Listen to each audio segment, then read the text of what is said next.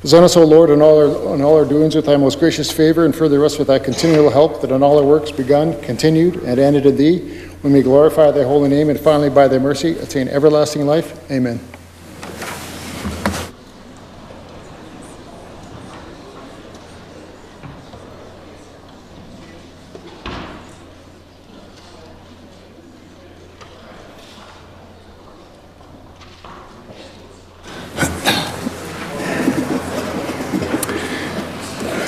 Introduction of guests.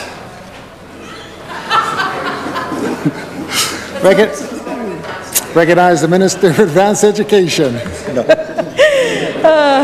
Thank you very much, Mr. Speaker. Mr. Speaker, I'd like to welcome the young ladies that we have here in the legislature, in the gallery behind me, Mr. Speaker, from Women in the Legislature from the University of Saskatchewan.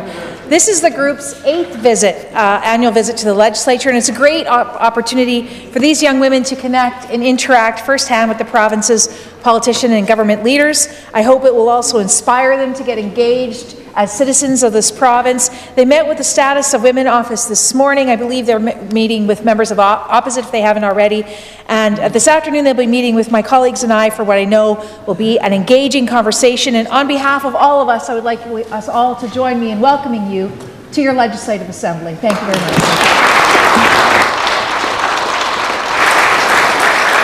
Recognize a member for Saskatoon Fairview. Thank you, Mr. Speaker. I'd like to join in with the Minister opposite in welcoming the Women in the Legislature group to their assembly today. They're seated in the East Gallery today, and we had the pleasure of meeting with the group as well as their director, Mackenzie Stewart, this morning. I think 5 out of our 6 female MLAs on this side of the House had the chance to meet with this bright group of individuals. I know it's primarily a new set of individuals, and many of them this is their first visit to the Legislative Assembly. So we certainly want to welcome them and thank them for their insightful comments. We had a great discussion about what the role is of the opposition in the Legislative Assembly, and some encouraging and bright minds to be brought to the table here today. I would certainly also like to point out a couple of individuals who are in the group, Mr. Speaker, Nadia Risto and Kirsten Sampson, who I've had the pleasure knowing for a couple of years now, and both worked as summer organizers for the New Democrats, Mr. Speaker. Very bright, energetic young women who I have the pleasure of knowing.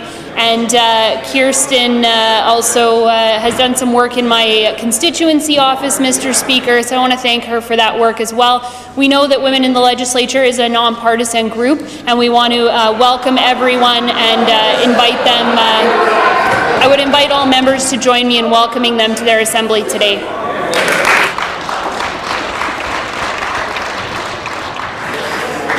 I recognize the Minister of Education. Thank you, Mr. Speaker. To you and through you, I'd like to welcome a number of individuals in the House who represent just a small number of our hardworking construction industry throughout this great province. April 9th marks their annual Construction Week Lobby Day, and I know that they've had a number of productive meetings here today already, Mr. Speaker. The work of these individuals laid the foundation, the groundwork for our communities in improving health and safety of our communities, supporting economic growth, protecting our environment, and helping us build a superior quality of life for the residents of this province that they deserve. Mr. Speaker, joining us in your gallery, we have Mark Cooper from the Saskatchewan Construction Association. I guess he'd be giving us a wave. John Boxstall, Canadian Construction Association. Carolyn Bagnall from the Mechanical Construction Association, or Contractors, I should say. Vern Hunt, Saskatchewan Roofing Contractors Association.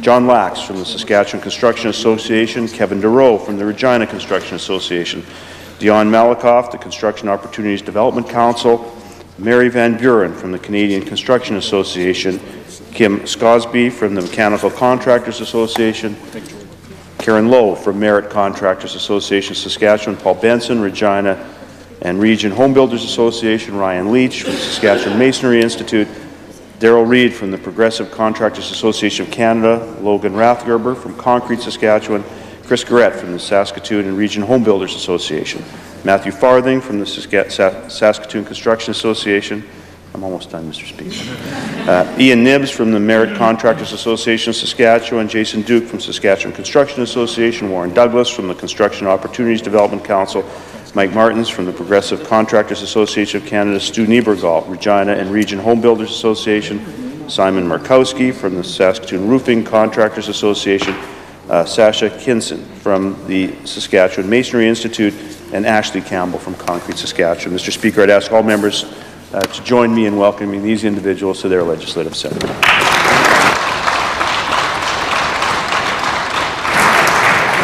Recognize the member for Regina Rosemont.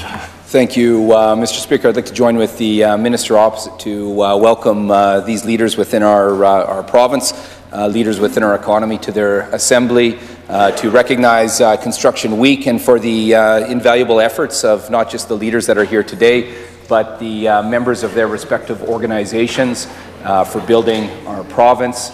The construction industry in Saskatchewan is vital to the future of our province.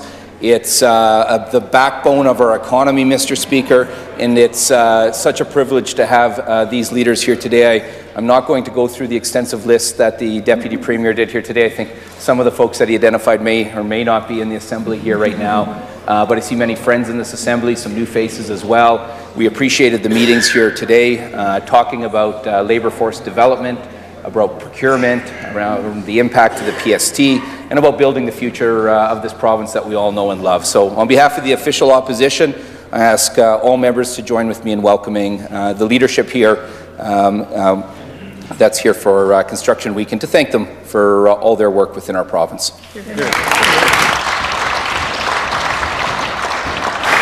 Recognize the Minister of Health. Thank you, Mr. Speaker. To you and through you to this Assembly, it's my pleasure to introduce some visitors in your gallery, Mr. Speaker. We have some representatives here from the Heart and Stroke Foundation. We have Stephanie Russo, we have Dr. Patricia Lindsay, Dr. Mike Kelly, Lisa Korick, and Nicole Ferguson. Mr. Speaker, I had the opportunity, along with the Minister of Rural and Remote Health, to meet with them this morning. They're here for some great news, Mr. Speaker. Probably many of the members have seen the news release that went out about funding for the FAST campaign, Mr. Speaker. Heart and Stroke Foundation, that stands for Face, Arms, Speech and Time. Mr. Speaker, we're going to hear more about that during member statements. The guests in the gallery are here for some meetings today and are hosting an MLA reception later on today. So, Mr. Speaker, I'd ask all members to please give them a warm welcome to their Legislative Assembly. Recognize the member for Saskatoon Fairview. Thank you, Mr. Speaker. It's my pleasure to join in with the Minister opposite in welcoming these guests to their Assembly today from the Heart and Stroke Foundation. We do have a reception later on this afternoon that I look forward to chatting with you folks and hearing more about the work that you're doing right now. But we certainly want to thank you for everything you're doing across the province, and some important work that needs to be done across the province, and thank you for your advocacy. I'd ask all members to join me in welcoming them here today. Hear, hear. I recognize the Minister of Rural and Remote Health. Mr. Speaker, it's my pleasure to join with my colleague, the Minister of Health, and other colleagues in the Assembly to recognize a couple people in your gallery as well. Mr. Speaker, I'd like to recognize Nicole Ferguson from Yorkton in your gallery with the Heart and Stroke people today. She's actually my neighbor, and she's threatened to slap some FAST campaign magnets on my bail box maybe sometime in the near future. Also in your gallery is Linnell Martinuck. She's a longtime public servant. She served in education, formerly served with Sunrise Health Region, and currently serves as our Executive Assistant of Community Engagement and Communications with the Saskatchewan Health Authority, Mr. Speaker.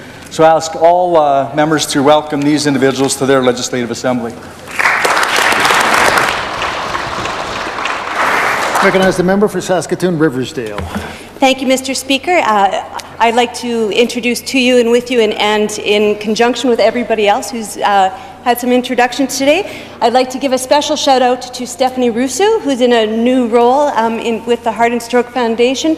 She's been a long-time family friend. She's a friend of mine, but she's a very close friend of my sister Michelle's, who everybody knows here, who is my big support in my life. But Stephanie, you should maybe ask Stephanie about some trips to the shoe swap. Anyway, Stephanie is a good family friend and is doing great work in her new role, Mr. Speaker.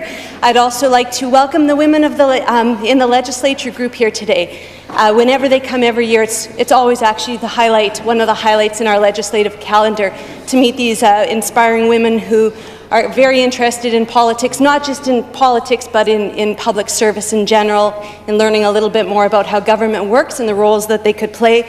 It's always lots of fun to have some really good dialogue with them, and it was great to have a good portion of our Women's Caucus there today. I would like to just acknowledge Nadia Risto, who went to elementary school with my daughter Hennessy, and Kirsten Sampson, who is a constituent of mine. I think that covers the waterfront for the guests that I know, but and to all the guests here, I'd ask all members to welcome them to their Legislative Assembly. Recognize the member for Regina Wall-Shakers. Thank you very much, Mr. Speaker, and to you and through you, I'd like to welcome once again 7 and 8 students from George Lee School. This is a record for Regina Wall-Shaker. We have 3 school groups in the last 4 days of the city, Mr. Speaker. So thank their teachers very much for bringing them out. They're coming with their teacher, Natalie Shapansky, and I'm looking forward to having a conversation after in the Saskatchewan Gallery. So please welcome them to their Legislative Assembly, Mr. Speaker.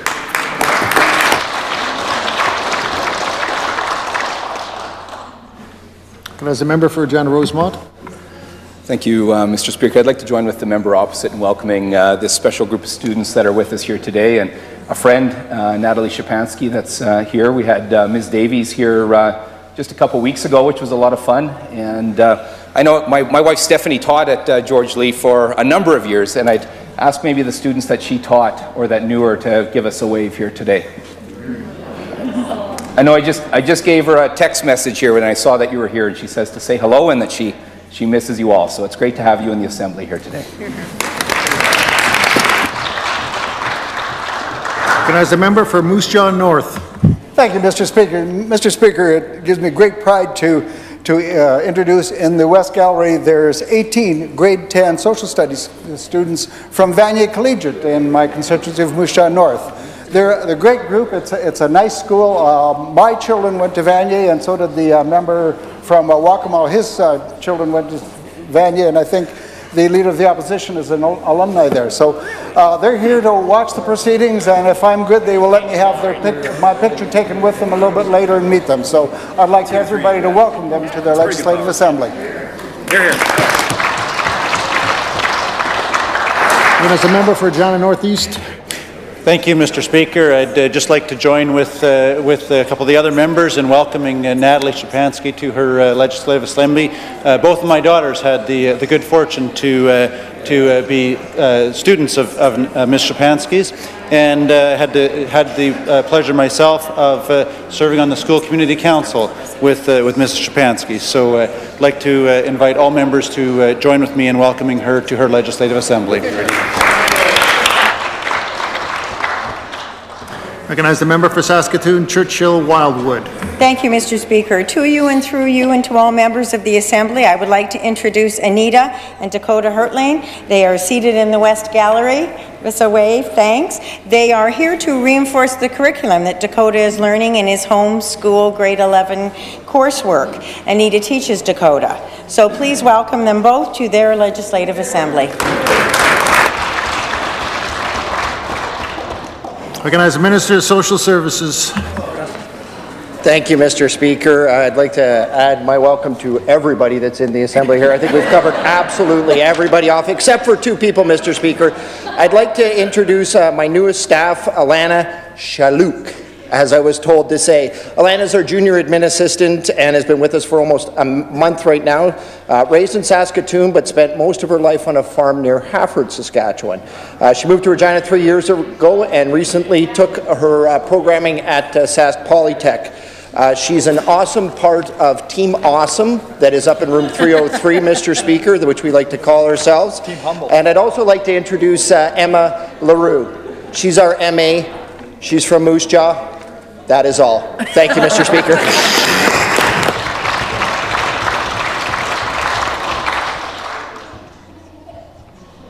Pending petitions. Recognize the member for Regina Rosemont. Thank you, Mr. Speaker. I rise once again to present petitions on behalf of concerned residents, local businesses, and communities all across our province as it relates to the choice of the Sask Party government to slam the construction industry with the PST on construction labour. Of course, this is the epitome of a job-killing tax, Mr. Speaker. In this case, that government saw a slowing economy and chose to slam on the brakes, Mr. Speaker, with the imposition of the PST. Sadly, we see the result of that, Mr. Speaker. We see permits down all across our province. We see important projects that have been shelved, Mr. Speaker. We see thousands of Saskatchewan tradespeople, skilled labour, Saskatchewan people losing employment, Mr. Speaker. Many of those people being forced far outside of Saskatchewan in the pursuit of employment, Mr. Speaker. And we continue to push on this government to do the right thing and to work to fire up this economy on many fronts, with an important measure as well of reversing this decision. The petition reads as follows. We in the prayer that reads as follows: respectfully request that the Legislative Assembly of Saskatchewan call on the Sask Party government to stop saddling families and businesses with the costs of their mismanagement and immediately reinstate the PST exemption on construction and stop hurting Saskatchewan businesses and families. These petitions today are signed by concerned residents of Lloydminster. I so submit. As a member for Saskatchewan Rivers. Thank you, Mr. Speaker. I'm pleased to rise today to present a petition from citizens who are opposed to the federal government's decision to impose a carbon tax on the province of Saskatchewan. I'd like to read the prayer. We in the prayer that reads as follows: respectfully request that the Legislative Assembly of Saskatchewan take the following action: to cause the government of Saskatchewan to take the necessary steps to stop the federal government from imposing a carbon tax on the province. Mr. Speaker, this petition is signed by citizens of Canwood, Mount Nebo, Shell Lake, Spiritwood. I do so present. As a member for Saskatoon-Newtana. Thank you, Mr. Speaker. I'm rising today to present a petition on the Regina Bypass project. The folks who have signed this petition would like to bring to our attention the following. Very few details about the Regina Bypass project are publicly available, and whatever is available has been heavily redacted, despite it being the costliest infrastructure project funded by taxpayers in the province's history. Ministry officials did identify and document some major deficiencies in the project that were in an email that has yet to be released in full for public review. In the Assembly, the previous Minister of Highways referenced the breach of an aquifer in Wascana Creek as an example of one of these major deficiencies. However, our current Minister of Highways has repeatedly stated on the record that there are no major deficiencies on this bypass. So which one is it, Mr. Speaker? Saskatchewan people will be paying for this piece of infrastructure for the next 30 years, and in the interest of government transparency, these contradictory statements require immediate clarification. I'll read the prayer. We in the prayer that reads as follows: respectfully request that the Legislative Assembly of Saskatchewan call on the Sask Party government to immediately release a full, unredacted copy of records detailing all minor and major deficiencies identified in the Regina Bypass project to date. And Mr. Speaker, these folks who signed this petition today are from Moose Jaw. I so submit. As a member for Saskatoon Centre. Thank you, Mr. Speaker. I rise today to present a petition to get big money out of Saskatchewan politics. And the undersigned residents of the province of Saskatchewan want to bring to our attention the following: that Saskatchewan's outdated Election Act allows corporations, unions, and individuals, and even those living outside of Saskatchewan, to make unlimited donations to our province's political parties. But you know, Mr. Speaker, that the people of Saskatchewan deserve to live in a fair province where all voices are equal and money can't influence politics. But we know that over the past 10 years, the Saskatchewan Party has received $12.61 million in corporate donations, and of that, $2.87 million came from companies outside of Saskatchewan. Wow. Mr. Speaker, Saskatchewan politics should belong to Saskatchewan people. And we know that the federal government and the provinces of Alberta, Manitoba, Quebec, Nova Scotia, and now British Columbia have moved to limit this influence and level the playing field by banning corporate and union donations to political parties. Mr. Speaker, I'd like to read the prayer. We in the prayer that reads as follows, respectfully request that the Legislative Assembly of Saskatchewan call on the Sask Party government to overhaul Saskatchewan's campaign finance laws, to end out-of-province donations, to put a ban on donations from corporations and unions, and to put a donation limit on individual donations. Hear, hear. Mr. Speaker, the people signing this petition today come from Cut Knife and Lloydminster. I do so present. Thank you. Recognize the member for Regina Douglas Park. Thank you, Mr. Speaker. I rise today to present a petition calling for critical supports for survivors of domestic violence. Mr. Speaker, the individuals signing this petition today wish to bring to our attention the following. Saskatchewan has the highest rates of domestic violence amongst all of the provinces in Canada, and employees who are survivors of domestic violence should be able to take a leave of absence from their employment without penalty. Mr. Speaker, this is what we've called for in our private member's bill, which seeks to provide 5 days paid leave for all survivors of domestic violence. We're not asking the Sask Party to do anything that doesn't exist in other provinces, Mr. Speaker. In fact, some form of paid days leave exists in Manitoba, Ontario, Quebec, New Brunswick, PEI, and Newfoundland and Labrador. And shockingly, Mr. Speaker, none of those provinces' economies have collapsed as a result of implementing this legislation. Considering we have the worst rates of domestic violence in the country, the least we could do, Mr. Speaker, is implement what already exists for survivors in other provinces. Let me read the prayer. We in the prayer that reads as follows, respectfully request the Legislative Assembly of Saskatchewan call on the Legislative Assembly to pass legislation providing critical supports for survivors of domestic violence. Mr. Speaker, the individuals signing this petition today come from Saskatoon. I do so present. Recognize the member for Regina Northeast. Thank you, Mr. Speaker. I rise today to present a petition on seed regulations. Mr. Speaker, the residents signing this petition want to bring to our attention that the federal government is proposing to pass regulations that would enable plant breeders to charge farmers royalties on crops which the farmers have grown. That one proposal under consideration by the federal government will see farmers pay an endpoint royalty on every ton of crop that they sell, and another proposal will see farmers pay a trailing royalty on every ton of crop that they have grown themselves and reused for seed later. Mr. Speaker, the current proposals under consideration do not give any farmers any guarantee that royalties will be devoted to funding research. They don't provide any guarantee that research would return the value of that research to farmers, nor do they provide any guarantee that the research would be on Canadian crop varieties. And they want to bring to our attention that these proposals will give plant breeders total control over plant varieties registered after February of 2015, including conditions of sale and use, and that the current model of government and farmer-funded research has generated up to 20-to-1 returns for the Canadian public and farmers. Mr. Speaker, the petitioners in their prayer respectfully request that the Legislative Assembly of Saskatchewan call upon the Saskatchewan Party government to advocate on behalf of farmers with the federal government to ensure that the rights of farmers to freely use their own seed be established and maintained, and that endpoint royalties and trailing royalties will not be imposed on farmers, and that any seed research that is paid for by farmers will be controlled and directed by farmers. I so present, Mr. Speaker. The people signing this petition are from Lucky Lake and Swift Current.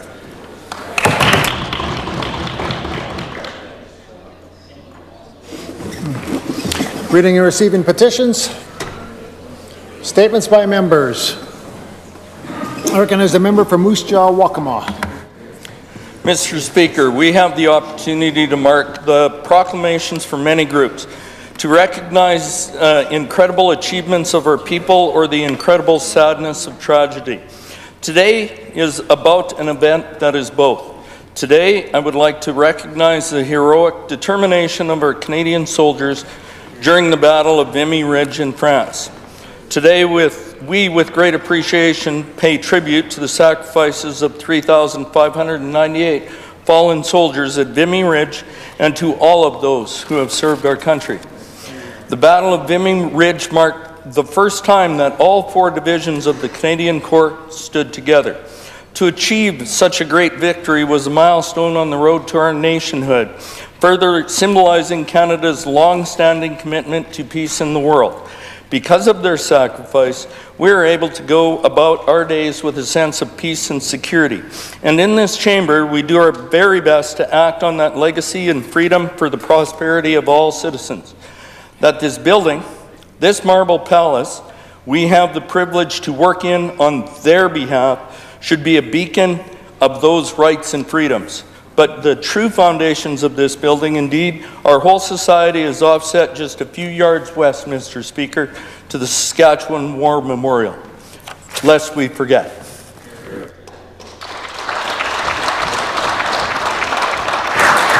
I recognize the member for Saskatoon Fairview.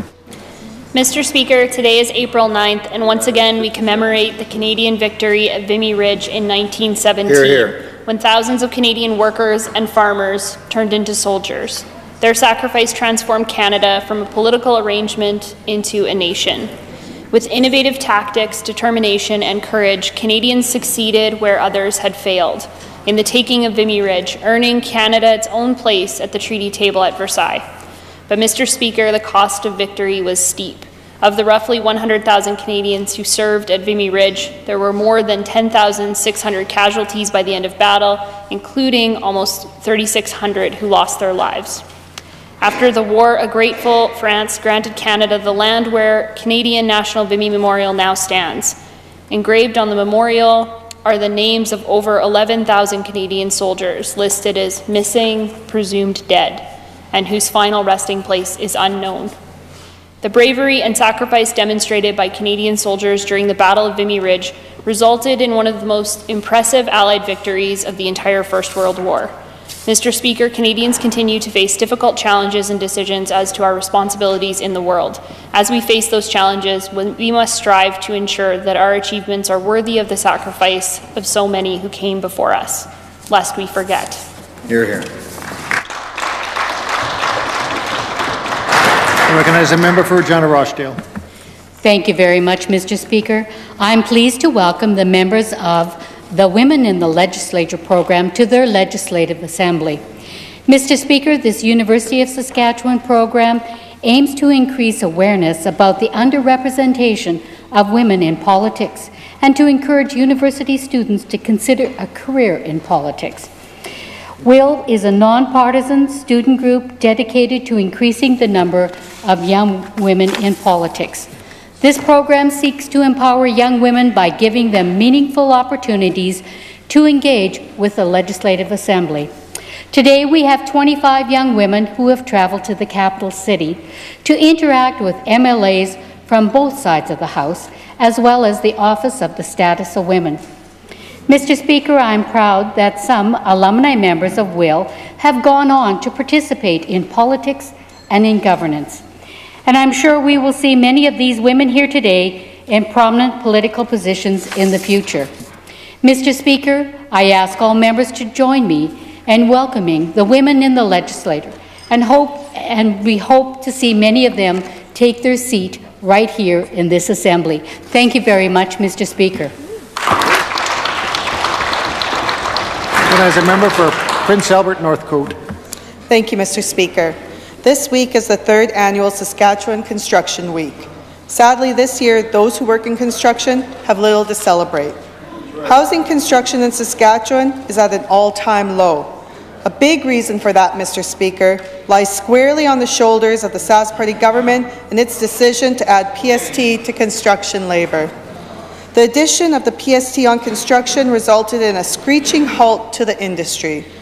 This is one more example of the government's lack of consultation with the industry before making a budget decision with such an impact to our economy. This slowdown has a ripple effect on many other sectors of our economy. Lumber yards and hardware shops are suffering because their sales are down, which has resulted in layoffs. And construction workers must leave our cities and in many cases, our province, to find work. Loss of jobs in the construction industry creates stress and anxiety and has a negative impact on home life. It is time this government have another look at yet another disastrous decision and reverse the PST on construction. Mr. Speaker, I ask that all members join with me in acknowledging the good work done by the over 50,000 Saskatchewan construction workers and companies and offer our best wishes for a brighter future. Thank you. Recognize the member for Saskatoon University. Thank you, Mr. Speaker. In January, I had the honour of attending the 54th Annual Knights of Columbus Saskatchewan Indoor Games. This event features over 3,000 elementary school students and Special Olympic athletes. For 54 years, this event has showcased many athletic achievements, creating a lasting legacy of the indoor games. Mr. Speaker, this event provides our young athletes with positive role models by having elementary school students compete in the same meets as international stars. It gave them opportunity to not only to get a taste of high-caliber competition, but also a chance to meet and chat with the international athletes and learn more about the value of goal setting and overcoming hurdles in life. Mr. Speaker, the international athletes arrived a few days earlier in Saskatoon and visited many inner-city schools around Saskatchewan, inspiring our athletes of tomorrow. The catchphrase for the meet was, "Come for the start, stay for the finish," and I believe that exemplifies the true reason why we do sports. Mr. Speaker, as a proud member of the Knights of Columbus, I am astounded each and every day by the number of volunteers and thousands of hours dedicated by these faithful servants to improve the quality of life for all Saskatchewan residents. I now ask all members to please join me in congratulating all participants from the Knights of Columbus Saskatchewan Indoor Games on another successful event. Thank you. Recognize a member for Kenora-Pelly. Thank you, Mr. Speaker. Mr. Speaker, as most members are aware, stroke is a significant health issue worldwide. Here in Saskatchewan, approximately 1,700 people are hospitalized for a stroke every year, and about 300 of those cases resulting in death. However, there is hope. Stroke mortality rates have been gradually declining both here and nationwide, and people who experienced a stroke have a better prospects for survival and recovery today than ever before. This is thanks to improvements in research, treatment, and public awareness. Mr. Speaker, that is why our government has committed $50,000 to support Heart and Stroke Foundation for the FAST campaign. Since 2014, this campaign has successfully improved public recognition of stroke signs using an easy acronym. F, faces, is it drooping? A, arms, can you raise both? S, speech, is it slurred and jumbled? And T, time to call 911.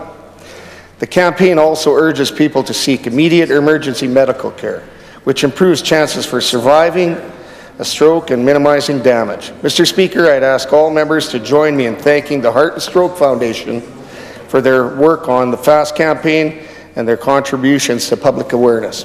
Thank you, Mr. Speaker. Recognize a member for Saskatoon, Churchill-Wildwood. I rise in the House today to congratulate constituents of mine who have reached the significant milestone of centenarian. Mr. Speaker, Betty Hildebaugh was born in Kelleher, Saskatchewan, and after high school became a teacher. She is proud to come from a long line of teachers and devoted her life to education. She married James, they farmed in the Choiceland area, and had 4 children. When asked how she kept so healthy all her 103 years, she says there are no secrets, but walking 5 miles a day until just last year and still playing bridge and crib and computer games have kept her sharp. Mr. Speaker, I would also like to recognize Clara Arneson. She grew up in Stockholm, Saskatchewan, and taught in many country schools. Clara spent most of her life farming in the Qu'Appelle Valley area. She has a love for dancing and hats and was an exceptional cook. On March 29th, I joined Clara at Preston Park 2 when she celebrated her Mad Hatter-themed 100th birthday, surrounded by her 7 children. Mr. Speaker, other centenarians in my constituency include Jean Alston, who is 100, Velma Roberts, 100, Margaret Mickelhenny, 100, and Gladys Rowlands, 101. I hope all in this assembly are inspired by Betty and Clara's resilience and love of life. Thank you.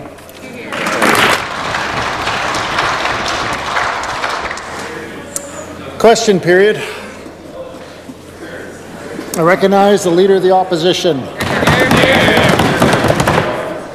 Thank you, Mr. Speaker. We're seeing a pattern starting to develop with this government. They like online surveys, whether it's cannabis or trespassing, libraries, or now education. They like to have people tick boxes online so they can say they've ticked the box and they've done consultation, and then they can proceed and do things as they planned to begin with. Now, Mr. Speaker, what we need is not another survey. We need a vision for K-12 education so that kids will have a chance to succeed. And we'll continue today with our new tradition of bringing forth questions from across the province. Today we have a question from Garth Pickard right here in Regina, who wrote to us and wants to ask the Premier, when is this government going to get serious about addressing sustainability in education? And when will we see a vision for K-12 education based on the experiential, multisensory, and place-based learning we know helps kids succeed? And we'd like to know, with so many people out in the community with expertise like Garth, why this government isn't learning from Saskatchewan experts through a legitimate consultation process. To recognize the Minister of Education. Mr. Speaker.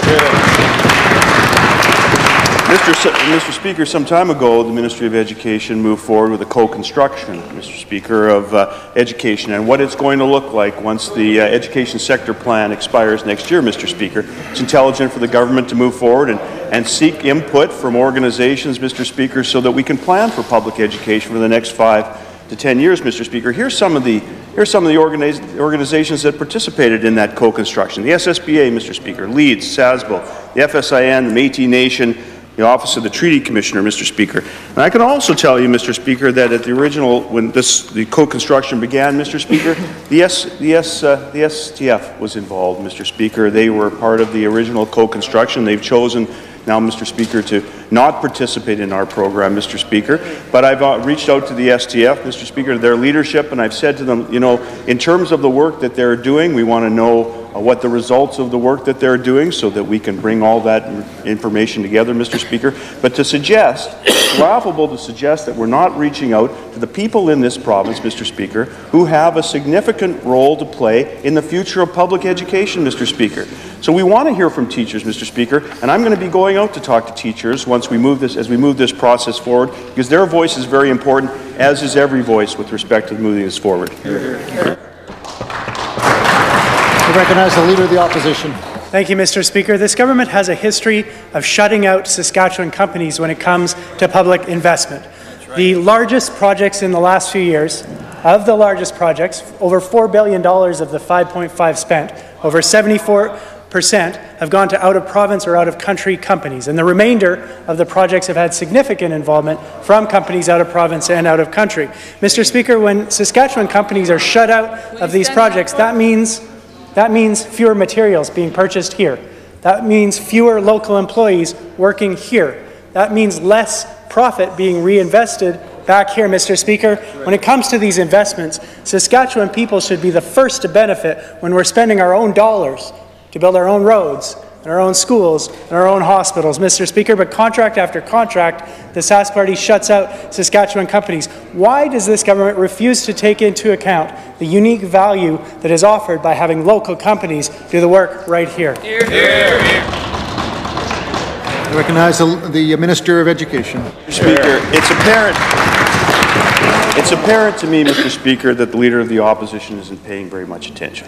Mr. Speaker, in 2015-14, we established Priority Saskatchewan, Mr. Speaker, for the sole purpose of ensuring that Saskatchewan companies could participate, Mr. Speaker, on an even basis with others, Mr. Speaker. And we know how successful that's been, Mr. Speaker. We've seen great success in a number of the capital projects that have moved forward in this province, Mr. Speaker, to great congratulations from for the construction industry, Mr. Speaker. We know there's more work to do, but we continue to do this work, Mr. Speaker. Just recently, we announced our single window procurement, Mr. Speaker, to help make procurement within the executive government more efficient, Mr. Speaker, primarily aimed at ensuring that Saskatchewan companies participate. But, Mr. Speaker, we will always be respectful of our trade relationships, Mr. Speaker. We'll always be respectful of the law when it comes to procurement, Mr. Speaker. So suggest that we should shut out every other company, Mr. Speaker, for the benefit of Saskatchewan companies, Mr. Speaker, just breeds inefficiency in the market, Mr. Speaker. We'll continue to build on the great work that Priority Saskatchewan has done, Mr. Speaker, and the results, the proof is in the pudding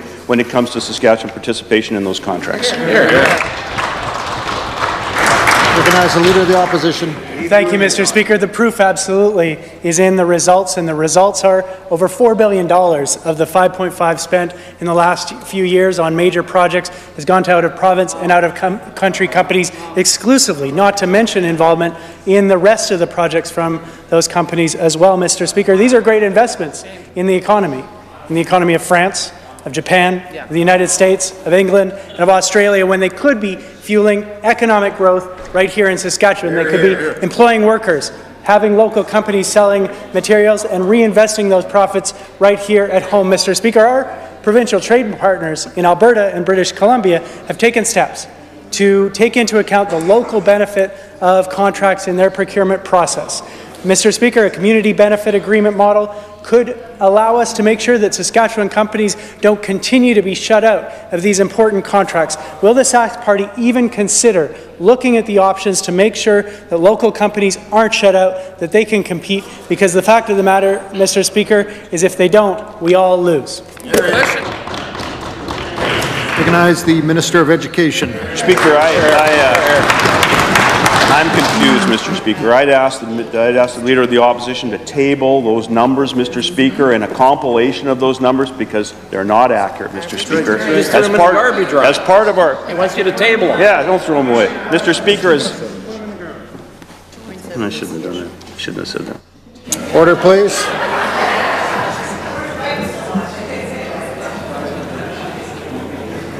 Recognize the Minister of Education.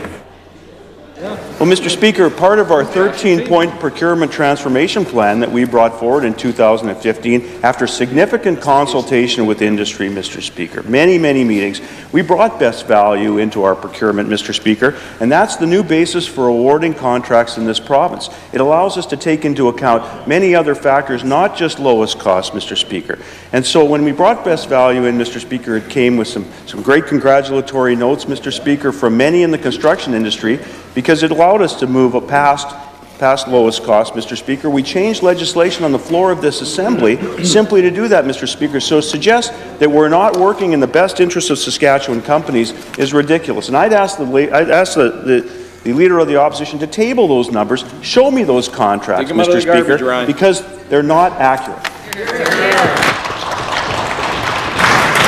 Recognize the member for Saskatoon-Newtana. Thank you, Mr. Speaker. In 2011, Saskatchewan farmers Peter and Barbara on a freight truck filed their first complaint with the Water Security Agency about neighbours flooding their land. 8 years later, and after watching Bill Boyd's file push through the Water Security Agency the highest ranks within a matter of weeks, Peter and Barbara are still begging for resolution. They have joined us in the Assembly today looking for answers, Mr. Speaker. To the Minister responsible for the Water Security Agency, how can it take more than 8 years for a farmer's file to be resolved? Recognize the Minister of the Environment. Thank you very much, Mr. Speaker. Mr. Speaker, I think the member opposite will know that this is a very complex issue that we're working with, that the Water Security Agency is working with a number of landowners, Mr. Speaker. My understanding is that the Water Security Agency has obtained voluntary compliance from a number of those landowners. I also know that the courts have been involved as well and have issued orders, Mr. Speaker, that the Water Security Agency is ensuring that there is compliance with those, Mr. Speaker. So, Mr. Speaker, again, I would say that the member opposite knows that this is a very complex file that is involving these particular landowners, involving a number of landowners in that area, Mr. Speaker, and the Water Security Agency is working to ensure that everybody is brought into compliance. Hear, hear. I recognize the member for Saskatoon-Newtana.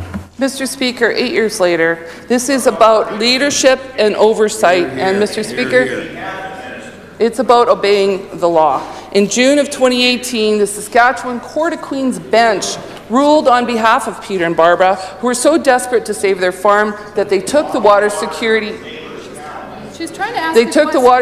Agency to court. Now, this judgment indicated that the minister's agency breached its duty and had to order them. They had to order the Water Security Agency to resolve the issue for good. Well, guess what, Mr. Speaker?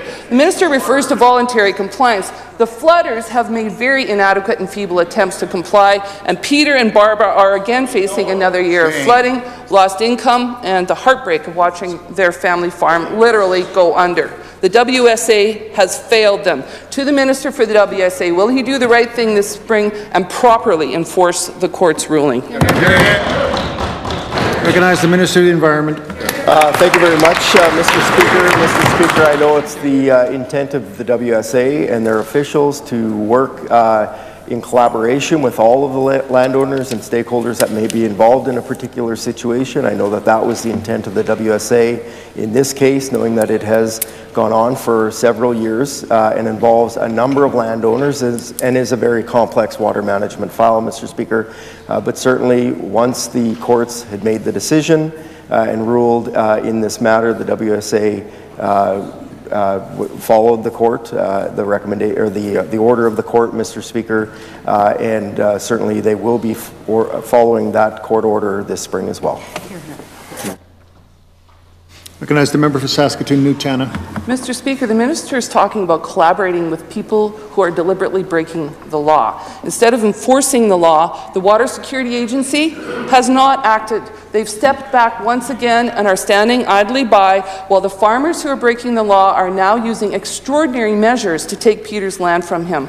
The local Watershed Association has stepped in and is threatening to expropriate Peter's lands since their members refuse to stop flooding him. The farmers who are illegally flooding are behind this, as they are prominent members of the association, as well as sitting on the RM in question, as well as founders of a new Conservation and Development Authority, which is being formed for the sole purpose of forcing Peter to accept flooding on his land. And did I mention, Mr. Speaker, these same landowners, the ones that are breaking the law, have strong ties to the Minister of Government Relations.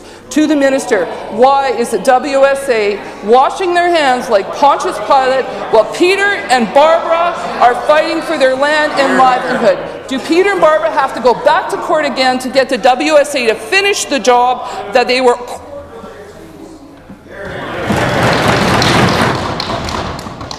I recognize the Minister of the Environment.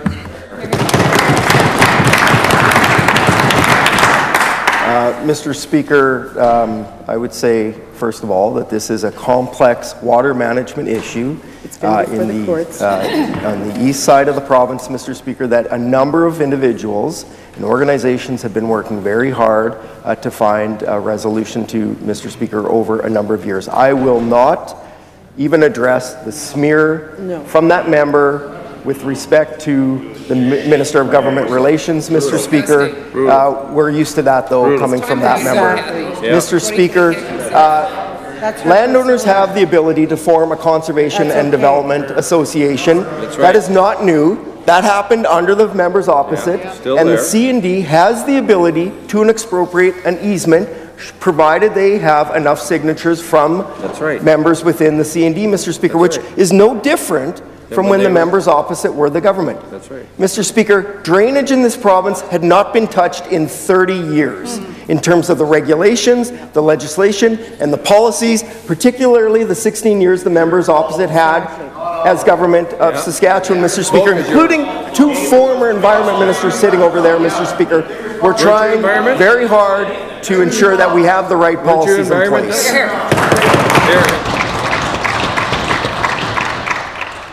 As a member for Saskatoon, Newtana. Mr. Speaker, Peter and Barbara are here today, and the problem isn't complex, it's simple. They are being illegally flooded, and the WSA has dragged their feet for 8 years and are not stopping the illegal drainage, Mr. Speaker. That's the question, and for the minister to hide behind complexity is not acceptable to these folks who have come to their assembly today to get straight answers. Will he give them a straight answer as to when the WSA is going to solve this issue of the broken law on the lands of Peter and Barbara on Freychuk? Recognize the Minister of the Environment. Thank you very much, Mr. Speaker. Mr. Speaker, we are going to continue to work with all of the landowners, with all of the organizations, including the C&Ds, C&D that is involved, Mr. Speaker, the Water Security Agency, I can tell you has been working very hard on this particular file, Mr. Speaker, as well as a number of others as a part of our priority networks that we're working to ensure that all of these drainage projects, which for many years, many of them were left unapproved, Mr. Speaker. We're working hard to bring them all into an approved status, Mr. Speaker, where there are areas where the law needs to be enforced, in particular, and as we've acknowledged, the courts have ordered the law to be enforced. The Water Security Agency will ensure that the law is being enforced, Mr. Speaker. Mr. Speaker, I think it adds nothing to this file for the member opposite to try to smear a member of the government. Mr. Speaker, we're going to continue to work with all the landowners, Mr. Speaker, to ensure that the law is followed, that any individual or any organization that is looking to do drainage has land control legally, Mr. Speaker, has an adequate outlet. Mr. Speaker, we believe on this side of the House, where that's done appropriately, that drainage is legal and should take place, Mr. Speaker, in a responsible manner, Mr. Speaker. I think the members opposite have a different view of that, Mr. Speaker, and it'd be interesting if they'd stand up and state that on the record. Hear, hear. Hear, hear. As a member for Prince Albert Northcote. Mr. Speaker, last week we asked the Minister about SGI's changes to the auto body industry. The Minister went on about safety. And yes, of course safety is important.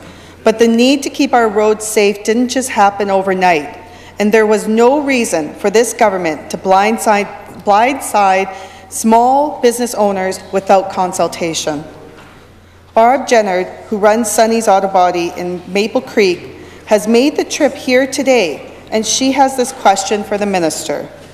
Why is the Minister trying to have small rural shops take on costs they can't afford? And will he agree to meet with Barb to discuss her concerns today? Here. That is the Minister of Crown Investments. Here, here, here, here. Thank you, Mr. Speaker. Of course, I'd be happy to meet with the individual here after question period, Mr. Speaker. Because we recognize the good and important work done by the auto body shops, Mr. Speaker, around the province and the services they provide to the people of Saskatchewan. It is important, Mr. Speaker, that any vehicle that is in an accident is repaired to manufacturer standard to ensure it is as safe as possible before it's back on the road.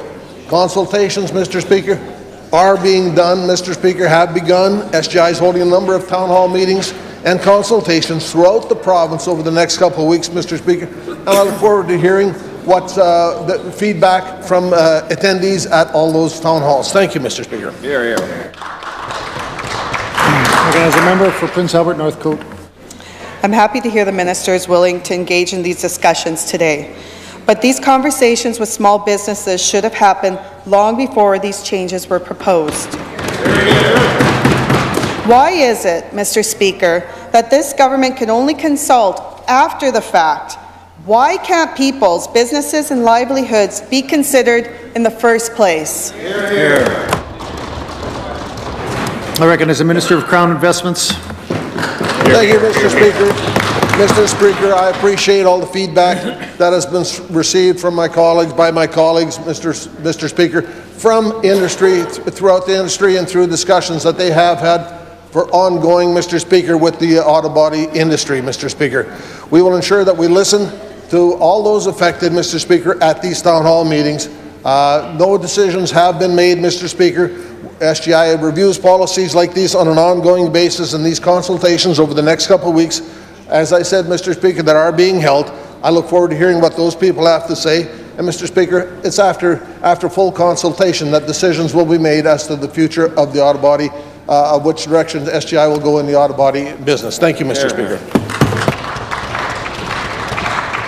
I recognize a member for Saskatoon Centre. Thank you, Mr. Speaker. 13 times the Information and Privacy Commissioner found that the village of Pine House had failed to follow the law before this government finally decided to investigate. The Minister has so far refused to release the report that prompted the current inquiry, even though it's been leaked to the media, and has not said whether they'll implement the report's recommendations. So we're going to ask again, will the Minister commit today to releasing the report that prompted the current inquiry, and will he be implementing all of the report's recommendations? Hear, hear. I recognize the Minister of Government Relations. Here. Mr. Speaker, after Mr. Robertson provided his initial inspection report, we believe that there was a need to know a little bit more about some of the questions we had that came from within the report, so we've asked him to undertake an inquiry. Also, with that report, we had appointed Mr. Hassan Akhtar, a public servant of 5 years, an expert in Northern Municipal Affairs, to provide assistance over the next year to review and work with the Municipal Council of Pine House. As well, we are now just determining the financial audit as to how we're going to undertake a financial audit of the community. After Mr. Robertson is done with his inquiry and Justice and our officials have had an opportunity to review it, we will then release all pertinent documents to the public. Recognize the member for Saskatoon Centre. Mr. Speaker, we know that when this government finally caves to pressure and announces an inquiry into the GTH, the overwhelming response will be, "What took you so long?" And that's what the overwhelming response today of concerned citizens of Pine House, the last week's announcement that there would be an inquiry into the actions of their northern municipality. They're saying, "What took you so long?"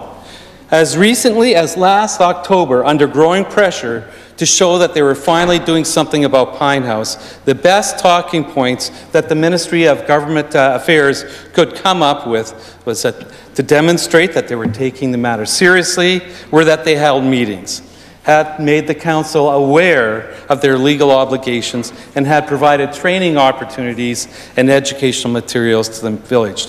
To the Minister, why did it take so long for this government to address this very serious concern that finally led to an inquiry? Hear, hear. I recognize the Minister of Government Relations.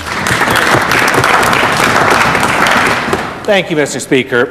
We are always working with our municipalities to ensure that they have compliance with all matters that they have before them.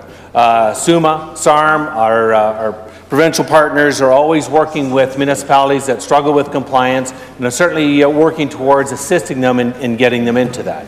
We have the municipal advisory sector that certainly spends a lot of time with municipalities when they have questions on orders and governance issues. They have the municipal advisory group that they can refer to. We've worked with SARM and SUMA that have developed a peer review network that, again, has an opportunity for any of the elected officials or even administrators to call and refer to when they have concerns that they have in the operations of their governance. We understand, and as well as we've heard from even our representatives of the North, that many municipalities in the North certainly struggle with the ability to work within the governance factors. So we are always working with our municipal partners in being able to do with all the effects that they have in front of them. Thank you. Recognize the member for Saskatoon Centre. Mr. Speaker, I just want to remind the minister it's 2019, and it's remarkable that it's taken this government this long to finally investigate when so many have been raising the alarm for years. Here's just a few examples. In 2014, Pine House was sued in the Court of Queen's Bench by a news organization for its failure to comply with a Freedom of Information request. In 2015, locals raised the alarm about a village administrator and her staff destroying multiple boxes of documents and burning barrels outside the village office.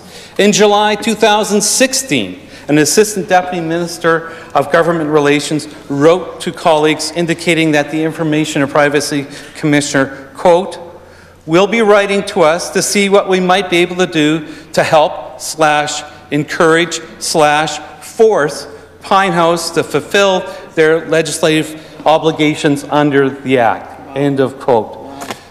Still nothing from this government. No investigations until last December. No more preamble, just ask the question, please. Mr. Speaker. Oh, Mr. Speaker, quite simply, why did it take so long? Recognize the Minister of Government Relations. Mr. Speaker, I think we've reviewed the number of opportunities that municipalities have in front of them to continue to work with their governance models, as well as we respect certainly that level of government, which is our elected officials that we have in all of our municipalities across the country and across the province. And certainly within that community, they had opportunity to replace individuals that they would have felt uncomfortable with leading their community. So there's a number of venues that a lot of our municipalities have in front of them. One of them included the electoral process, which I believe they had the opportunity to exercise, Mr. Speaker.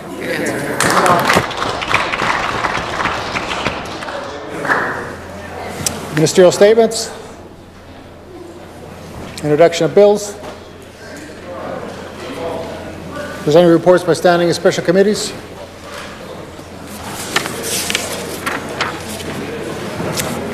Orders of the day.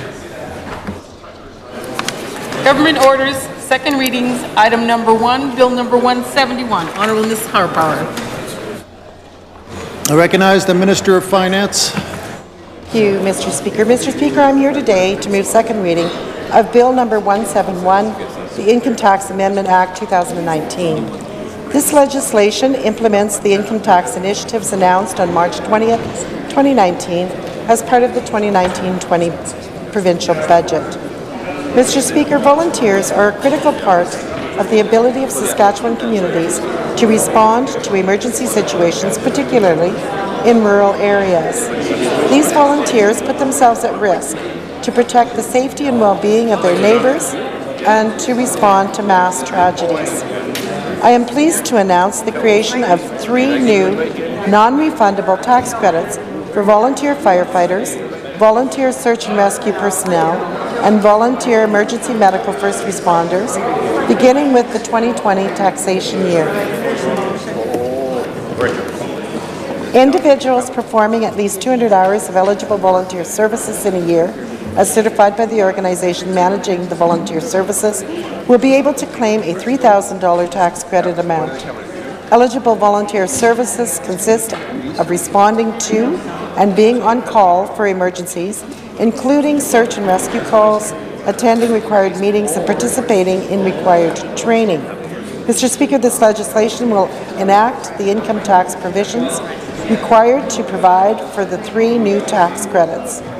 To maintain consistency with the rules related to similar federal tax credits, individuals who perform at least 200 hours of combined volunteer firefighting services, volunteer search and rescue, and volunteer emergency medical first responder services will now be able to claim 1 of the 3 tax credits.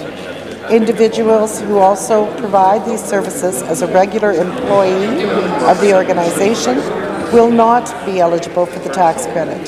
This will ensure that the new volunteer tax credits will be properly targeted to volunteers, and individuals who receive honoraria in respect of any of their volunteer emergency service duties may claim either the income exemption or 1 of the tax credits, but not both. The Canada Revenue Agency, CRA, will be administering all 3 of these new tax credits. Mr. Speaker, at the request of the CRA, this legislation also updates the provincial age and pension credits to properly align with recent legislative changes made to the parallel federal age and pension credits. The updates will ensure administrative consistency between the federal and provincial credits. Mr. Speaker, I now move second reading of Bill number 171, the Income Tax Amendment Act 2019. It has been moved that Bill number 171 be now read a second time. Is somebody ready for the question? I recognize the member for Athabasca. Thank you very much, Mr. Speaker. As become the practice of this particular institution, Mr. Speaker, I'm proud to stand on my feet to give the current legislation a first fresh look from the opposition perspective as to what the bill is all about, and certainly what the bill tries to achieve. And Mr. Speaker, as we've done numerous occasions, we invite those that are impacted by the legislation that's before us, the Bill 171, the Income Tax Amendment Act 2019.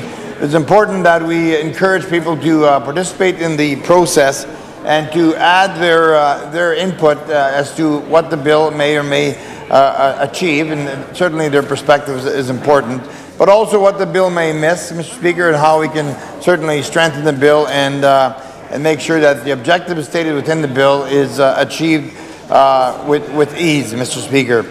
What the bill does, just from our perspective, a general summary, it updates the age credit calculation as it pertains to the Income Tax Amendment Act. It updates the definition of a qualifying pension income. It introduces, which I think are three very, very important points as well, Mr. Speaker, introduces the Saskatchewan Volunteer Firefighter Tax Credit as one important point. The second one introduces a Volunteer Emergency Medical First Responder Tax Credit, Mr. Speaker. And of course, the third effort, it introduces a Volunteer Search and Rescue Tax Credit. Now, Mr. Speaker, as we've indicated time and time again, each legislation is very, very important to note. Now, as we look at the bill itself, Mr. Speaker, Bill 171, it's important to note that the official opposition at the outset of some of the introduction of these bills, we get initial information, we quickly review the information, and we see how we're able to help. And I want to refer to a written submission by my colleague, and Mr. Speaker, I'm quoting from a letter. Mr. Trent Weatherspoon, MLA for Regina Rosemont constituency, wrote the Minister of Finance as it pertains to this particular bill, and I wish to read the letter for the record, or into the record, and for the record. And again, Mr. Speaker, I'm quoting, Dear Minister Harpower, I write regarding the non-refundable tax credit for volunteer firefighters and volunteer medical first responders announced in the 2019-20 budget. The official opposition is not opposed to this tax change. In fact, we are very supportive of this effort. However, we would like to offer a suggestion to improve this benefit for another group of volunteers who also make important sacrifices to keep Saskatchewan people safe. I respectfully request that you take steps to ensure search and rescue volunteers who complete 200 hours of service are included in the provincial tax credit when you introduce the Income Tax Amendment Act 2019 during this spring session. Search and rescue volunteers are already recognized under a federal tax credit, and including these valued volunteers in your new provincial tax credit is the fair and right thing to do. Thank you for your consideration of this important matter. I look forward to your response. And it's signed Trent Weatherspoon, MLA for Regina Rosemont, the official opposition critic for finance. Now, Mr. Speaker, I would point out that this letter is read into the record as, from our perspective as the official opposition, that this bill forgot one important group, and it took the extra effort of my colleague from Regina Rosemont to recognize that. And we are pleased that the minister included the search and rescue personnel along with the volunteer firefighters and, of course, the emergency first responders. It is important to note that there are a team of people that respond to medical or to emergencies of all sorts, and there is one oversight on that front, and I want to commend my colleague from Regina Rosemont for taking the initiative to recognize that, to working hard to include the search and rescue people, and to write the minister a direct letter. And of course, we also am pleased that the minister did take his suggestion and include this very valued group that was at one time not considered. Now, Mr. Speaker, it's important to note that this particular bill, it's 151 pages of legislation, and there is a fairly wide-ranging description of what the bill is all about, how it's impacting on other legislation. There are things that you have to watch within this bill that are significant. In detail, paying attention to the detail of this bill is so very important. In the 151 pages of Bill 171, Mr. Speaker, there's formulas on CYEL, current year of employment level. There's lump sum payment acts around previous years for tax credits. There's a graduate tuition credit. There's a return of income definition. There's adjusted income. There's interest on student loans. There's computation of tax. There's a small business threshold amount. There's capital gains refund to mutual fund corporations. There's refundable research and development tax credits. So the bill itself is fairly diverse. It's a very big bill, and this is the reason why the process of legislators is to have the government propose bills and the official opposition look at those bills and go through these bills with a fine-tooth comb to see what is hoped to be achieved and whether there are any surprises or twists or turns.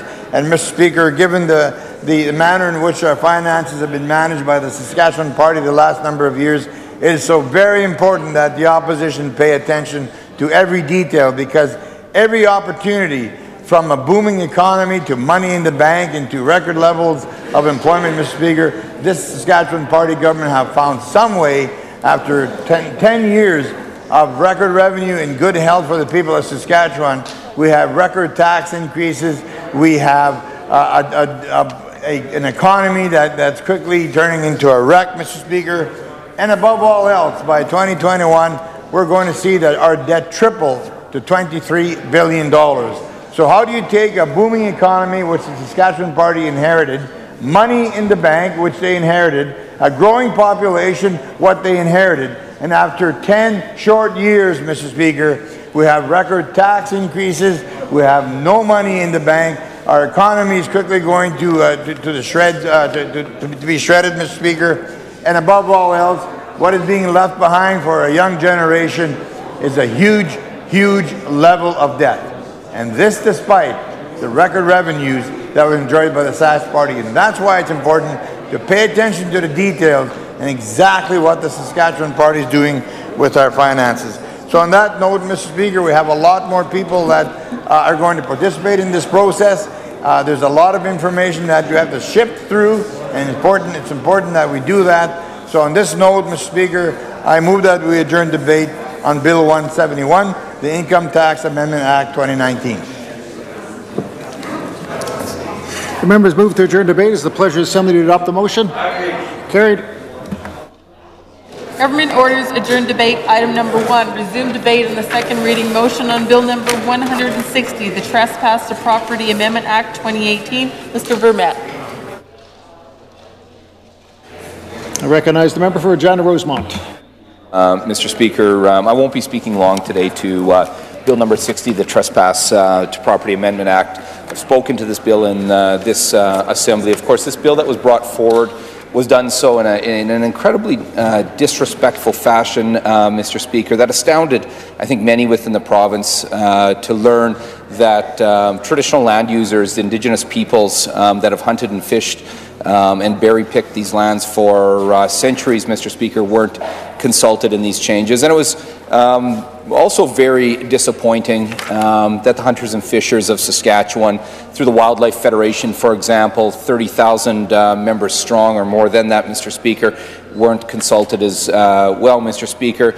That sets up the potential for government to ram forward legislation with a whole set of unintended consequences. Maybe they're intended consequences, Mr. Speaker, but what's been brought forward here, Mr. Speaker, isn't enforceable, it's not practical, it's not a solution to the real problems that need action around rural crime or of club route, for example, Mr. Speaker. It will have a detrimental effect, certainly to an important heritage industry in this province, hunting and fishing, and the economic activity that flows into many communities throughout the province. Of course, there's no question as to a landowner having the right to restrict access to land. That's very important, Mr. Speaker. We'll be pushing for change to this legislation to make sure that this government doesn't just ram forward a bill and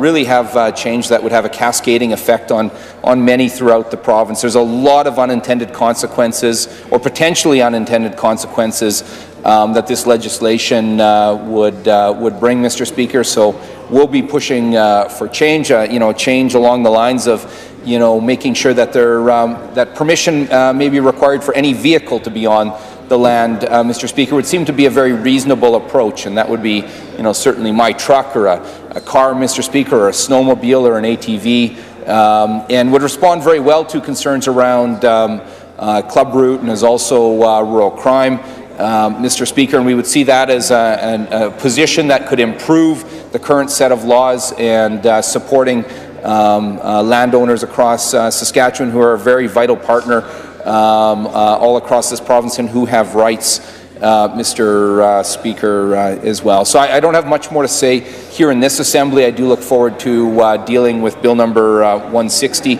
in committee, and we're looking for the government to be reasonable and to look for an opportunity to change or amend this legislation, halt this legislation, and improve it before they bring about a change that has a whole set of very negative consequences for the province. Make sure Kathy's in here. She's Question before the Assembly is a motion by the Minister that Bill number 160 be now read a second time. It's the pleasure of the Assembly to adopt the motion. Carried. Second reading of this bill. To which committee shall this bill be committed? I recognize the Government House Leader. I designate that Bill 160, the Trespass to Property Amendment Act 2018, be committed to the Standing Committee on Intergovernmental Affairs and Justice. This bill stands committed to the Standing Committee on Intergovernmental Affairs and Justice. Government orders item number 2, resume debate on the second reading motion for Bill number 161, the Trespass to Property Consequential Amendments Act 2018. Mr. Vermette. Recognize the member for Regina Rosemont. Thank you, Mr. Speaker. I'll wait to be recognized. Thank you for allowing me to enter into debate with respect to Bill number 161, the Trespass to Property Consequential Amendments Act.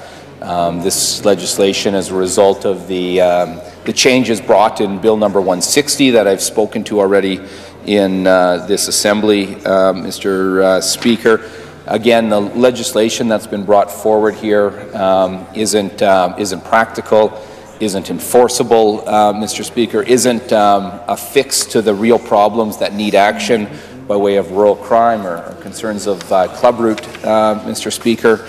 Hunting and fishing and those that enjoy and access land from berry picking to photography and hiking, Mr. Speaker, is a really an important thing to Saskatchewan people.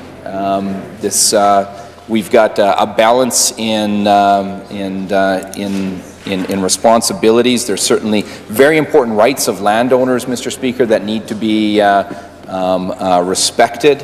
And certainly landowners, private landowners, have the right to post and restrict access to land, Mr. Speaker. But the changes that have been brought forward, I just have a lot of cascading consequences, Mr. Speaker, that really impact how many have connected to land across the province, and a practical disconnect with land ownership in the province, Mr. Speaker, absentee landlords, Mr. Speaker, large numbered companies. If you look at the RM maps, that own large swath of land, Mr. Speaker. I know as a hunter and fisher myself, I've built relationships in every corner of this province with landowners. Those are relationships that I value and that I learn from, Mr. Speaker. But I also know the practical reality of an RM map, Mr. Speaker, with the many RMs and the important work they do within our province.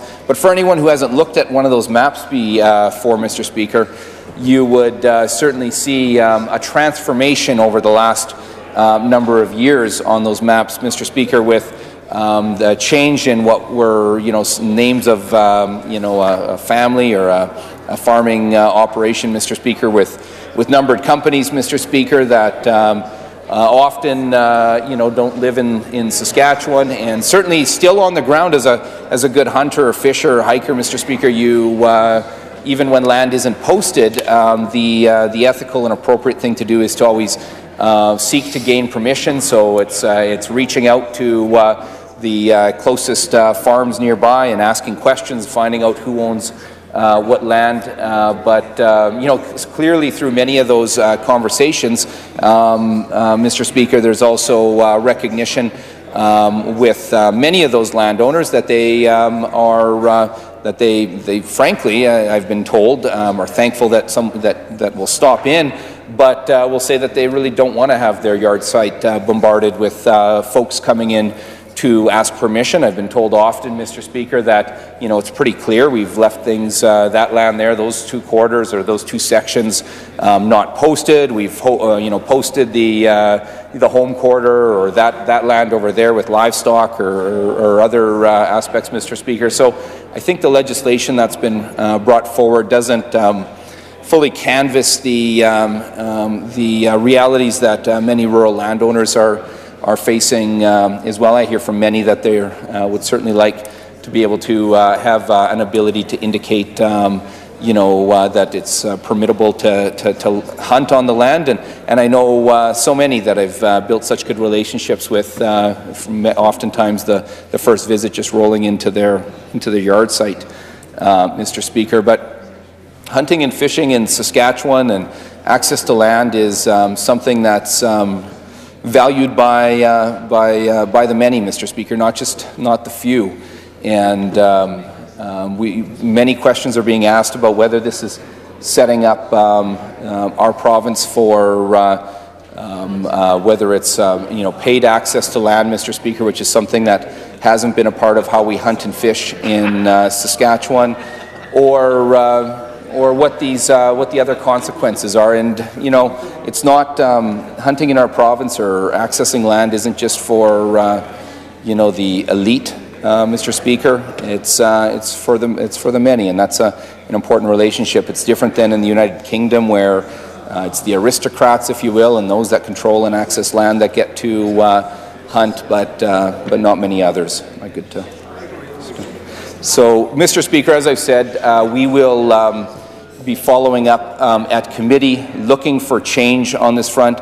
We think it's incredibly disrespectful that Indigenous peoples, traditional land users for hundreds of years, weren't consulted on this front, and I find it disappointing and a loss that the hunters and fishers across Saskatchewan through the Wildlife Federation weren't consulted either, Mr. Speaker. We'll be pushing for some practical changes. I suspect that members opposite are hearing from a lot of people about the practical concerns with respect to this legislation. So we'll be appealing for them to be constructive and to be entering into this with an open mind and to build legislation that respects certainly the rights of landowners, works to bring some practical improvements on that front, but that doesn't have a negative impact on the very important activity to many in this province, hunting and fishing and berry picking and hiking, Mr. Speaker. And this legislation, as I say, isn't practical, isn't enforceable, and isn't a fix to the important challenges that exist. So we'll deal with Bill number 161 at committee. Question before the Assembly is a motion by the Minister that Bill number 161 be now read a second time. Pleasure of the Assembly to adopt the motion. Carried. Second reading of this bill. To which committee shall this bill be committed? I recognize the Government House Leader.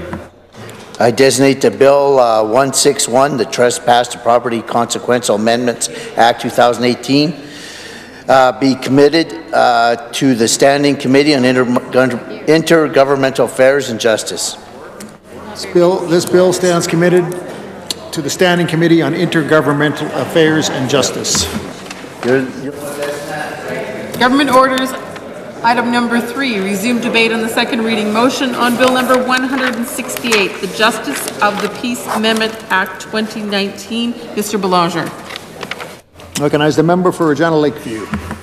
Speaker, it is my pleasure this afternoon to rise and enter into debate, second reading debate on this bill, Bill number 168, the Justices of the Peace Amendment Act 2019. Mr. Speaker, I understand that the reason that we see this bill in front of us is as part of a process that happens every 6 years, an independent remuneration process where a commission is struck to prepare and submit a report with respect to the determination of salary and benefits for Justices of the Peace in the province. Justices of the Peace, Mr. Speaker, perform a number of judicial functions. They're appointed by the Ordering Council, and there are about 150 Justices of the Peace in the province spread out throughout the province. The Office of the Supervising Justice of the Peace administers all matters dealing with justices of the peace and is responsible for identifying suitable applicants for appointment, training, receiving complaints and reviewing conduct issues, developing and implementing new programs and initiatives, and daily administration and province-wide support. So there are a number of things that justices of the peace do. I think when a lot of people think of justices of the peace in the province, they think of their duties as marriage commissioners. Certainly, that is one of the functions. But there are many other functions, and so this commission is struck every 6 years to ensure that these people, these 150 JPs in the province, receive proper remuneration. And Mr. Speaker, I think that's what we're seeing here with this bill. A few changes that are proposed that stemming from the report of that process. One of the recommendations was that all justices of the peace be included in the public employees pension plan, and that's what's being proposed here, as well as a number of housekeeping amendments and outlining the benefits to which justices of the peace are entitled. Also, it confirms the validity of pension plan payments under the previous Act following the amendment of the Justice of the Peace Act, so brings those payments in line. Mr. Speaker, it seems reasonable to follow the recommendations of this independent process, and it's one of the things when I thought of when I was first reading this, the bill in front of me, 168, was I guess just a little, we try to make personal connections and use our own personal lenses to look at the legislation. My mom was one of the first domestic violence justices of the peace in the province back in, I think it was 1995 that legislation came in, and I think about all of the work that was done with training and the calls that would come in the middle of the night sometimes, and that important work, as well as some of the other work that she was called to do, certainly around performing civil ceremonies for marriages, and a number of other functions. So I have some familiarity with her work there, but maybe less with the other 150 justices of the peace in the province. I know that a number of my colleagues have had an opportunity to speak to this bill. I don't know that we have any particular. I haven't had an opportunity to speak with the critic about any particular concerns that we might have, but it does appear that these changes flow directly out of the report of that commission that is held every 6 years. So I don't know that I have a lot to add to that at this point, and with that, I'm prepared to move to adjourn debate on this Bill 168. The members move to adjourn debate on Bill number 168. It is the pleasure of the Assembly to adopt the motion. Carried.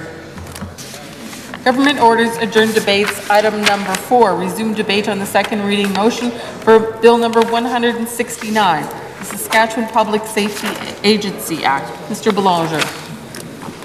Recognize the member for Saskatoon Riversdale. Thank you, Mr. Speaker. It's my pleasure to rise today to speak a little bit about Bill number 169, the Saskatchewan Public Safety Agency Act. Mr. Speaker, this follows an announcement by this government in January that would see the Saskatchewan Public Safety Agency that was created in November of 2017 as a Treasury Board crown that's basically been active since then, but that this will have fire safety elements from the Ministry of Environment and Ministry of Government Relations rolled into it. So we've got the Wildfire Management Branch from Environment and the Emergency Management and Fire Safety responsibilities from Government Relations becoming part of the Saskatchewan Public Safety Agency, Mr. Speaker. I think some questions, just this early days of looking at this bill. It was just introduced yesterday, I believe, Mr. Deputy Speaker, just in the last few days. Some questions to ask. I know one of the things the minister talked about in his media around this particular event or this particular bill back when they first announced that this would be happening, from a news article in the Leader Post on January 9th, 2019, the minister says, quote, "It's going to be very difficult to determine that at this time. We certainly don't expect it to be any more than that, and over time we'll be finding some efficiencies by having the two entities put together. But as it stands right now, that will be very close to its operating budget." So he was referring to the two budgets of the respective organizations coming together. So around the comment around efficiencies, it's always good to find efficiencies, Mr. Speaker, but I know that when the critic gets to committee, there'll be some questions around what kind of efficiencies are they hoping to find, where through this amalgamation will it be in jobs, fewer jobs? I know the minister has in his second reading comments reassured listeners and the opposition that there will not be. He had said that the public sector employees will continue to be as such, and assured people that it's not a cost reduction exercise. But that'll be definitely one question to be asked. This bill in particular, the minister points out it's always good to look at second reading speeches, but the minister points out there are two reasons for bringing these services together under one agency. He talks about, in his second reading speech, he says, quote, "We know we can improve the way we deliver vital public safety services, and the public has echoed this point since at least 2015. So when you think about consultation and wanting to make sure that everybody who's involved or impacted by these changes has in fact been consulted. I know he mentioned the Red Cross at one point in some media, but communities, organizations, have they all been involved in bringing forward this change? Is this the best way of doing that? Combining these services? Those will be all questions that need to be asked in committee. The other thing that just jumps out at me, and I don't know, I'm just throwing this out here, and this will be something to look at. So Bill 169 proposes that the agency continue to have a high degree of ministerial oversight. Right now, because it's a Treasury Board crown, so right now the minister says they're maintaining public accountability for government services by having on the board currently the Minister of Environment, the Minister of Health, and the Minister of Social Services. I don't know off the top of my head, but when we look at Treasury Board crowns, is it normal to have that kind of oversight? I'm not sure about that, what the usual course of governance of a Treasury Board crown is, but that's just something to look at and ask about, and why they've chosen to go that route as well, Mr. Speaker. And not having an opportunity to chat with the critic, I think I shall leave it up to the critic to ask further questions, and I know I have colleagues who will also be wading into this discussion on Bill 169. So for the moment, I would like to move to adjourn debate. Good speech. The members move to adjourn debate on Bill number 169. Is it the pleasure of the Assembly to adopt the motion? Carried. Government orders adjourn debates. Item number 5, resume debate on the second reading motion on Bill number 170, the Mineral Taxation Amendment Act 2019. Mr. Belanger. I recognize the member for Regina Northeast. Thank you, Mr. Speaker. It's my honour to rise to participate in this debate. You know, it's not. This is a pretty technical act on an area that not a lot of people know about. But in my background, I had some dealings in this area, so I do have a little bit of insight. Not not a great deal. But while I have the minister's ears, one of the things that could actually be done in this area is on freehold mineral titles. Sometimes there's a number of there's titles there that are held fractionally by people who are long deceased, and maybe 60 years ago there wasn't any interest in those people updating or probating an estate to deal with the title because they thought it was worthless. But of course, we really came across this with the Bakken field as those titles all of a sudden became valuable. But it was a real bar to both oil companies wanting to develop those titles because they couldn't actually get an owner who actually had the legal ability to lease those titles to the company. And so sometimes it would be attractive enough that a company might go to the family and say, look, if you can figure out where all these people are and get them to sign a lease, then we'd be happy to lease it. And we'll even pay for the legal fees to get all this done. But sometimes it was just too much work. And so there's a real opportunity, it seemed to me, for the government, if there could be a way in which the province or some sort of entity could act as a trustee for those type of titles and have the authority to lease those titles to an oil company that would produce them and then hold the money in trust so that it's easier to convince a family that they should get interested in this when there's a pot of money sitting there, and the property is producing, rather than just going to them and saying, hey, you're going to have a 1/16th or a 1/32nd share of this title. It may or may not turn into something, but you might have to pay $1,000 or $5,000 up front in legal fees, to get maybe a 1/32nd share that might turn out to be nothing. It's hard to get families to do that. But if the province could step in and basically be the middle person there, it would be a way that we could actually use our resource to more benefit. And another situation where this would apply would be there's a lot of ghost towns out there where there's still, notionally, say 100 or 200 different titles that for lots that were never actually developed, or perhaps they had a house on them at one point in time, but now you've got in a quarter section, you might have 100 different fractional titles where it's impossible for an oil company to go in and develop that quarter section because the mineral title still looks like there's 100 different properties. So that would be an area where it seemed to me that the province would really be well served, both for the owners of, the people who are entitled to be the owners of those mineral rights, but also our own provincial treasury in making sure that our resource got developed for the benefit of the province.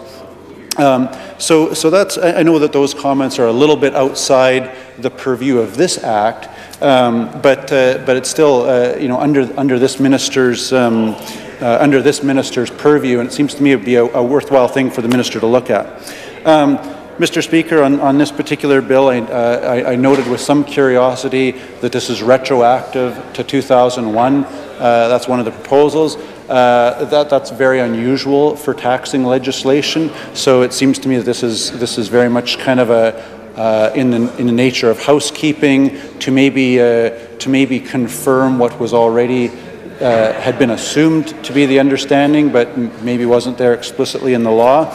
I hope it is. I'm curious whether this is going to result in any additional tax revenue being collected by the government. But I think with that, Mr. Speaker, I will conclude my remarks on this particular bill and move that debate on this bill be adjourned. The members move to adjourn debate on Bill number 170. Is it the pleasure of the Assembly to adopt the motion? Carried. Recognize the Government House Leader. So the committees may carry their work on later today. I move this House to now adjourn. Hear, hear. It's been moved by the Government House Leader that the Assembly do now adjourn. Is it the pleasure of the Assembly to adopt the motion? Carried. This Assembly stands adjourned until tomorrow at 1:30 p.m.